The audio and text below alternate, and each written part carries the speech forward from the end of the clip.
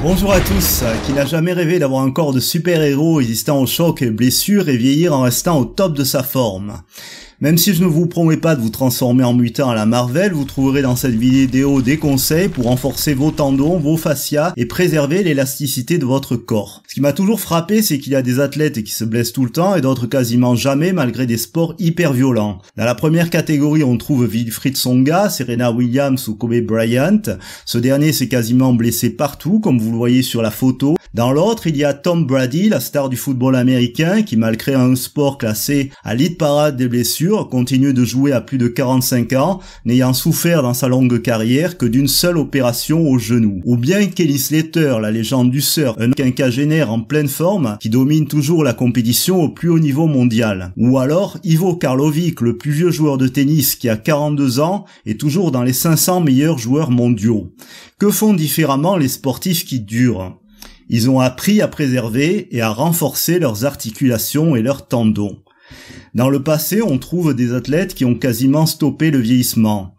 Je pense à George Hackenschmidt, un lutteur d'origine estonienne qui est resté capable à plus de 75 ans de sauter par-dessus une corde tendue entre deux chaises. Mais aussi à Joseph Pilate, que l'on voit sur ses photos et qui a développé sa méthode en soignant des blessés de guerre. À gauche à 57 ans et à droite à plus de 80 ans. Si vous observez celle où il a 57 ans, il a l'air d'en faire 20 ans de moins. Mais je pense aussi à Valentin Dikoul, à propos duquel j'ai déjà réalisé une vidéo, qui est resté grabataire pendant plusieurs années suite à une rupture de la moelle épinière. À force d'efforts, il est parvenu à remarcher et à revenir plus fort, capable de réaliser des exploits en force athlétique.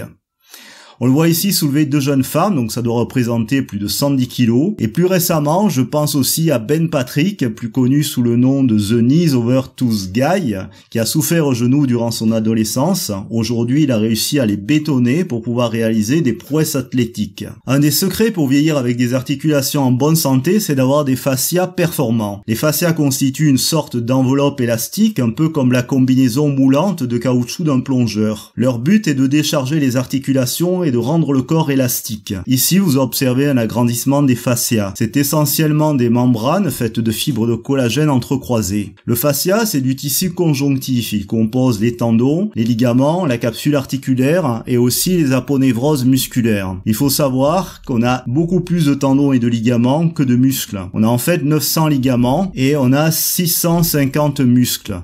Donc on voit que c'est très important d'avoir des tendons et des ligaments en bonne santé. Malheureusement, il n'y a quasiment personne qui les entraîne. Les animaux ont souvent des tendons plus longs que les nôtres, proportionnellement. Chez l'homme, le tendon le plus long, c'est le tendon d'Achille. Il permet de soulever 8 fois le poids de corps de l'homme. Les tendons et les ligaments peuvent se régénérer. Ce processus n'est pas parfait et il dépend de beaucoup de facteurs, notamment de la nutrition, de l'hydratation, de la qualité du sommeil, de la perméabilité cellulaire et aussi, bien évidemment, de la vascularisation. Voici un chat qui saute une étendue d'eau glacée. Un chat est capable, grâce à ses tendons très longs, de sauter 6 fois sa longueur. De même, si vous observez la jambe d'un cheval, vous voyez qu'il n'a quasiment pas de muscles, contrairement à nous qui avons de gros mollets. Chez lui, ce ne sont que des os et des tendons, mais ils lui permettent de sauter des obstacles allant jusqu'à 2,50 m, alors qu'un cheval pèse en moyenne 300 kg. Ici, vous voyez une petite modélisation d'un objet basé sur la tenségrité. La tension des fils permet de maintenir les structures dures à distance, ce qui permet de moins les user. Eh bien, c'est la même chose qui se passe pour les articulations. Ce sont les fascias qui jouent le rôle des fils, les éléments en bois étant constitués par les os. La force des tendons a été développée dans les arts martiaux chinois. Ici, Ido Portal démontre un mouvement de Qigong en réalisant des fouets avec ses bras. Ce sont des mouvements puissants, même si ses muscles sont complètement relâchés. Il a enseigné cette technique à Conor McGregor, qu'il a utilisé ensuite dans ses combats. Là, c'est LeBron James, le basketteur américain des Lakers. Vous voyez qu'il arrive à sauter sans problème une barre située à la hauteur de ses yeux. Ce qui est intéressant, c'est que la force des tendons, nommée en anglais Old Man Strength, a tendance à perdurer avec l'âge, alors qu'au niveau musculaire, on perd 1% de muscles chaque année en vieillissant, cela s'appelle la sarcopénie. On voit souvent des athlètes ou des travailleurs manuels qui ont gardé jusqu'à un âge avancé une force impressionnante, notamment dans les mains. Ici, vous voyez un ancien lutteur américain qui s'appelle Danny Hodge, qui a plus de 80 ans et qui est toujours capable de broyer une pomme avec sa main. Les athlètes qui ont des tendons très développés sont notamment les pratiquants d'escalade, surtout au niveau des avant-bras. Voici les mains d'un alpiniste et vous remarquerez que ses doigts sont hypertrophiés. Cela s'appelle le syndrome des gros doigts qui se retrouve chez beaucoup de pratiquants d'alpinisme. C'est simplement des tendons qui ont augmenté de volume. Mais dans d'autres sports comme le mixed martial art, on voit que les combattants ont des tendons hyper développés. Là, on le voit au niveau des pieds de Tony Ferguson. Vous voyez que les tendons des extenseurs des orteils ressortent beaucoup alors qu'il n'est même pas debout. Comparez-les avec les vôtres et vous verrez qu'ils ne ressortent probablement pas autant. C'est parce que dans son effort, toutes les lignes de fascia se contractent et cela se transmet jusqu'aux pieds. Il y a 30 ans, on pensait que quand on avait des problèmes articulaires, il fallait éviter de faire du sport pour ne pas s'user. On sait aujourd'hui que c'est complètement faux. Par exemple, si on regarde le diamètre de l'os d'un bras lanceur d'un joueur de baseball, il est 2 fois plus gros que le diamètre de son autre bras. De la même manière, les haltérophiles ont des ligaments croisés 2 fois plus épais que le reste de la population et ils ont également du cartilage qui est plus épais au niveau des hanches et des genoux. On voit sur ce diagramme que quand a débuté l'ère industrielle, l'arthrose se développait très lentement. C'est la ligne rouge. Et maintenant, on est passé dans une ère post-industrielle, la ligne bleue. On est beaucoup plus sédentaire et on voit que l'arthrose se développe toujours plus vite, en particulier en prenant de l'âge. Beaucoup de strongmen avaient compris l'importance de la force des tendons, je pense notamment à Eugene Sandow. Il avait créé un système de culture physique à base de séries très longues, plus de 100 répétitions. On se demande aujourd'hui à quoi ça pouvait bien servir. Eh bien, cela servait à renforcer les tendons. Une catégorie précise de tendons parce qu'il y a certains tendons qui réagissent plus à des séries courtes et des poids très lourds. Vous voyez ici un autre strongman, George Jowett, qui était extrêmement fort et qui parvenait à soulever une enclume de 40 kg en la tenant par la corne et à la développer au-dessus de sa tête. C'est quelqu'un de très méthodique et de très scientifique dans son approche.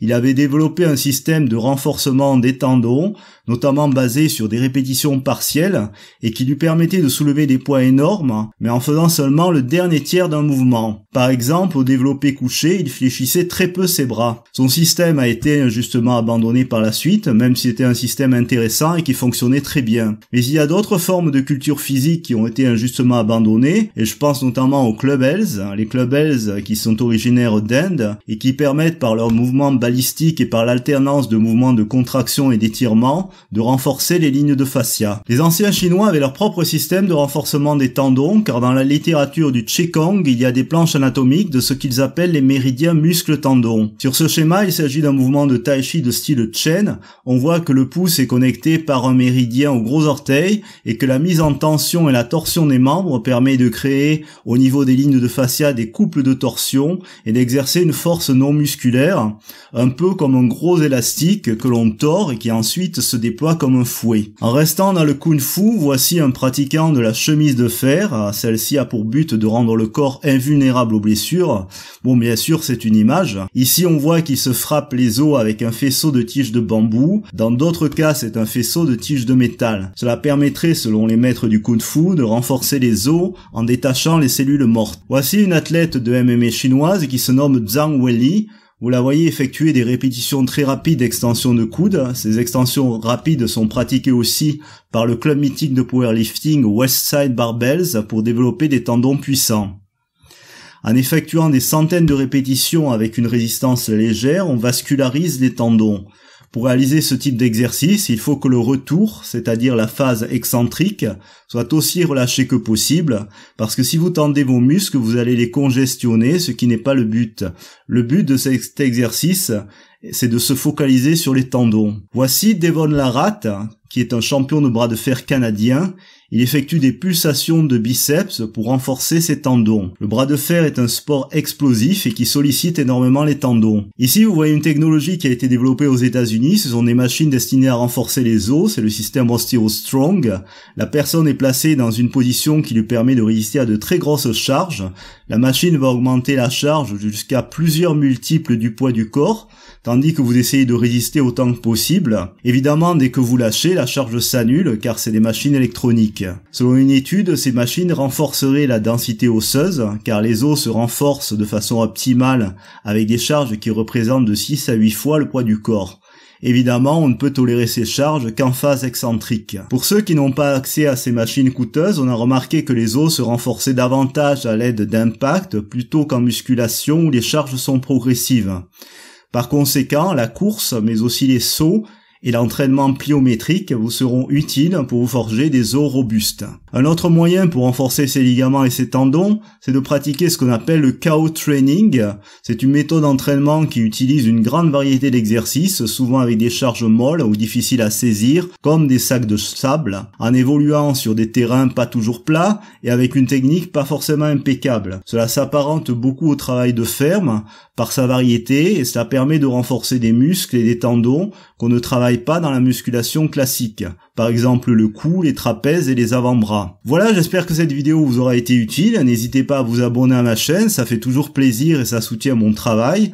Si vous avez des méthodes à vous pour renforcer vos articulations, vous pouvez les partager en commentaire.